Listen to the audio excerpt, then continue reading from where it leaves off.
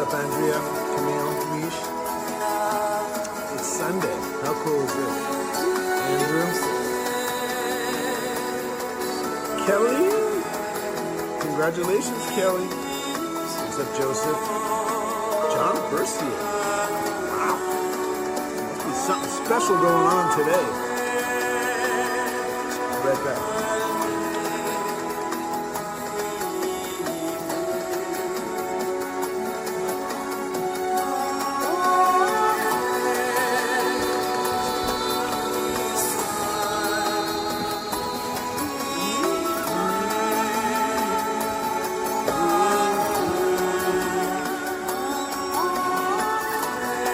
My hearts.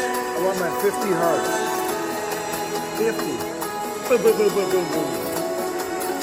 This is from the movie Gladiator. What's up, Peg? Hey, Betty. Betty, we'll talk today. This afternoon.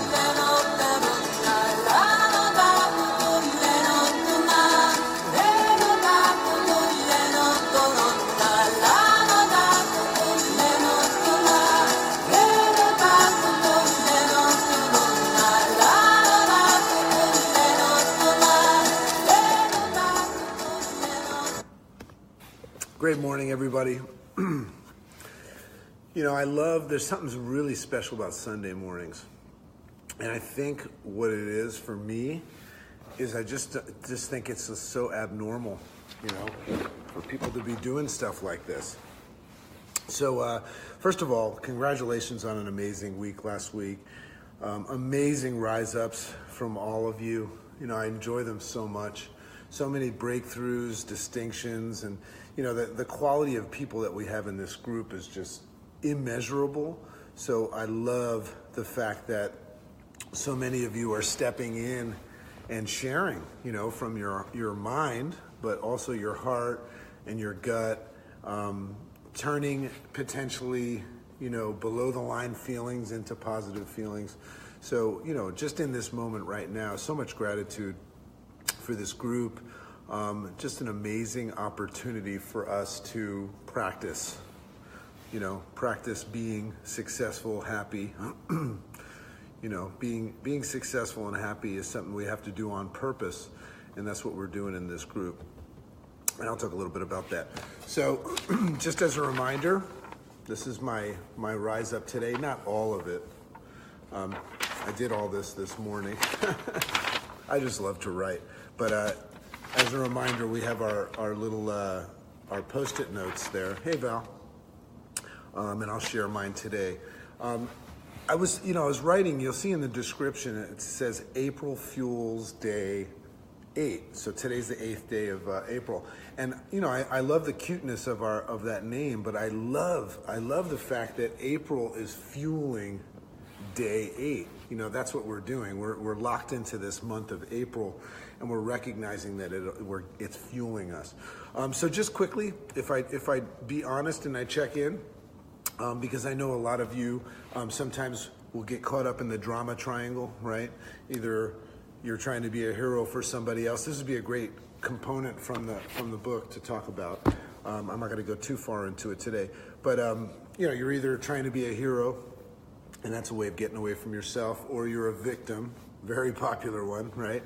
Or a villain, right? Villain towards somebody else, or villain towards yourself. So this weekend, I had a lot going on. A lot of family in town. It was my brother's birthday, which was a lot of fun. Had the kids, so busy. Little bit of a chest cold. 2 days ago, completely threw out my neck, like I could barely even turn it. Been a little bit fatigued lately because of the chest cold. And then I woke up 2 days ago and I had this infection in my finger, which I think I got from like the CrossFit gym or something like that. My point is this. The weirdest thing happened. I still got up early in the morning and I still practiced all this stuff and I was fine, right? So I'm not sharing that with you so that you say, wow, he's good at this. I'm just sharing it with you because we're all in the process of replacing bad habits with good habits and practicing discipline. I've been doing it for a long time, and I'm just here to tell you that it's becoming a habit to not fall below the line. It's becoming a habit, to, not look at the challenges in life as things, as excuses, to excuse us from the forward progress. I was talking to one of you the other day, and they said, JC, how you doing? And I mean, I just found myself saying this, like, you might think this is crazy and obsessive. And I said, I'm really excited because I totally threw my neck out. And she started laughing. She's like, what the hell's wrong with you? And I actually am starting, and this is what you have to look forward to. Some of you are already in this. Some of you don't believe this is possible, but you're going to start to get excited about challenges. And she was laughing because I said to her, I've been bored lately. I haven't had any challenges, because sometimes when you're in flow can get boring, So anyway, so much gratitude for this group. So just quickly, as a little reminder, what we're doing here in this month as we're reading this book, and I've read the book several times, but I'm really kind of through Commitment 3 right now. Just to give you a little bit of that. And what I love about this, I don't know if any of you have figured this out, but like a lot of what we talk about in What's the Risk for the past 3 years comes from this book. And just as a little bit of a review, the idea of commitment number 1 is to take full responsibility. Andrew did a great job hitting that. We can hit them all again. Today I'm going to focus a little bit more on learning curiosity, right? Being curious, asking why. Remember, that's commitment 2, is being aware. That's the first step, catching the drift, right? So that you can shift. Don't just read that chapter, own that. In fact, chapters 1 through 4, the first 3 commitments, are probably the most important in my opinion. I mean, then I'll say 4 is important, but learning curiosity and then feel the feelings. I don't know if any of you ever heard me do a share on the idea of a feeling is kind of like a wave and you feel it all the way through. I think Camille just did such an amazing job the other day of just talking about the difference between a thought and a feeling. So I don't know, I might even just go read the first 3 again. I've read them so many times, but discipline, practice. Oh yeah, and then I also saw in Commitment 1, this is really cool. I often ask myself, why do I decide, just like so many of you, why do I decide to help so many people? And then I remember years ago reading this book and how it says encourage others to commit, and to commit to stop blaming and things like that. So the first thing I did, and this is what you're doing, is I stopped the blame. And then I realized to own it, if you want to keep something, give it away. So I led by example, and that's how kind of this group was formed. I led by example, and I started encouraging others to be free from blame. And look what it's done. So I guess in that space right there, I just want you to all of you that are participating and getting a lot from this group, I want to share the secret.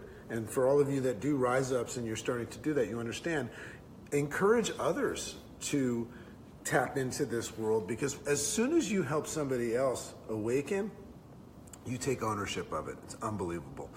So before I forget, one more thing.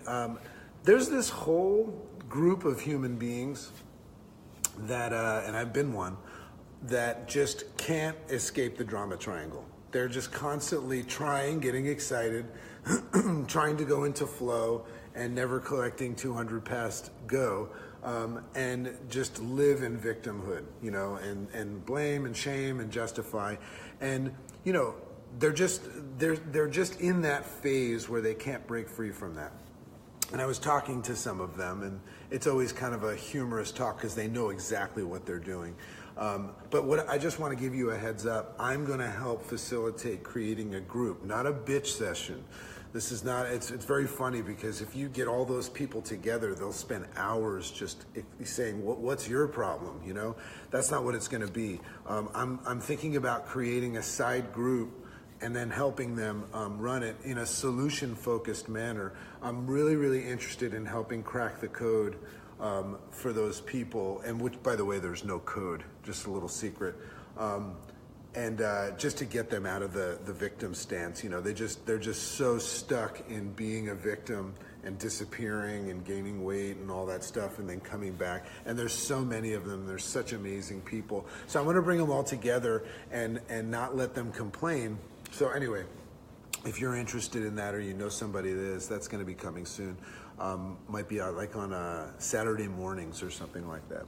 So I'm going to be speaking at Go Global next week, and Friday morning some of us are going to get together. I'll try to do this in about 5 minutes.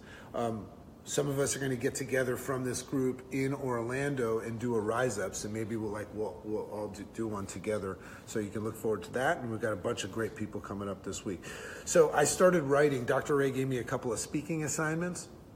So I started writing about what I'm speaking about, and I want to share something that I got for you, because as you know, I'm very, very big on discipline.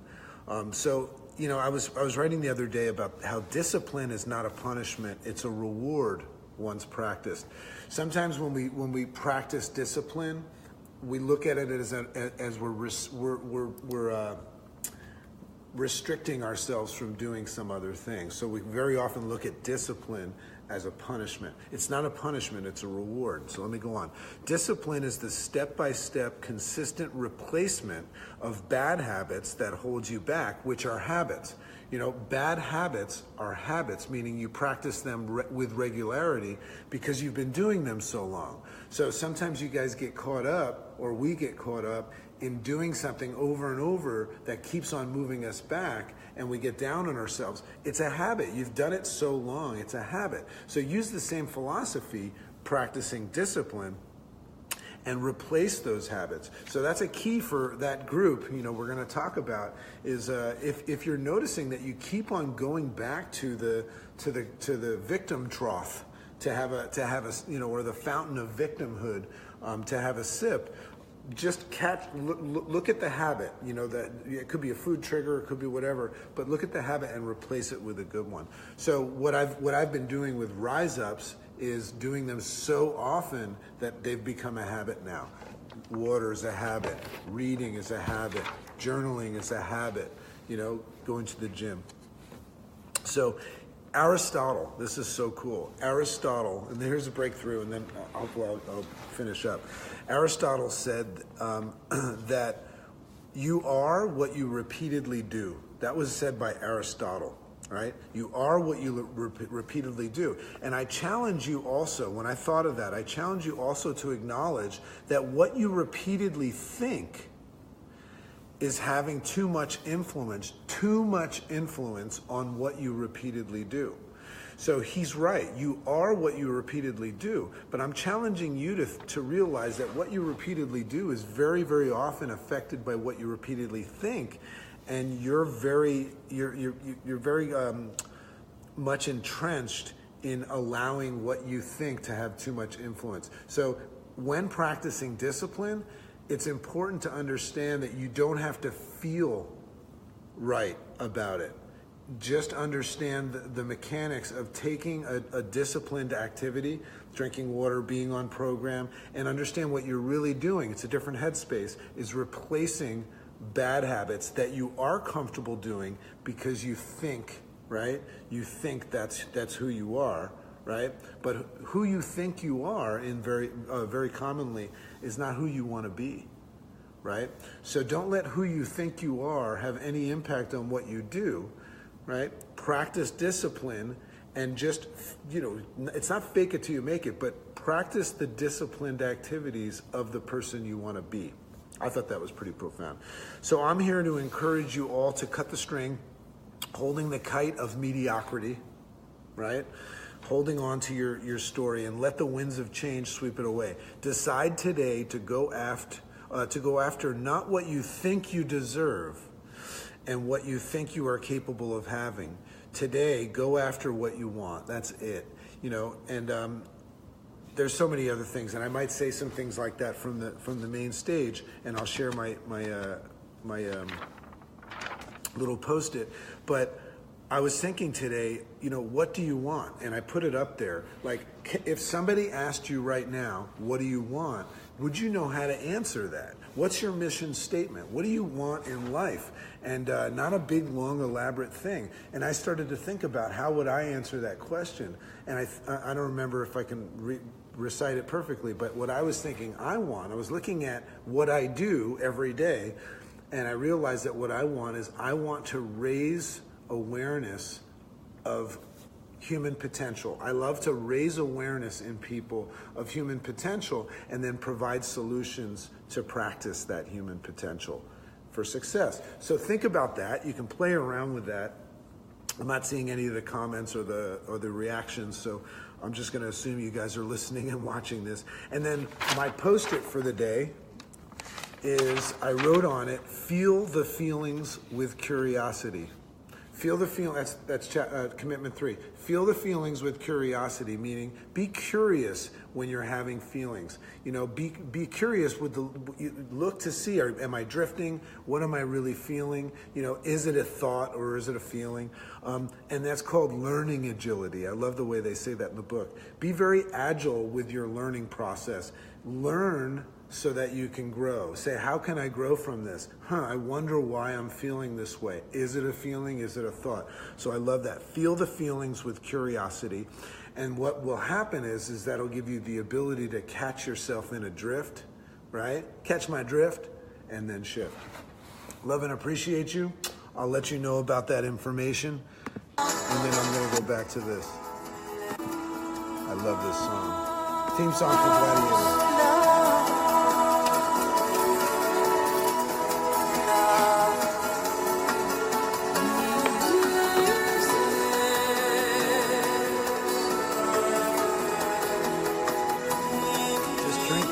Every morning, your whole life will change.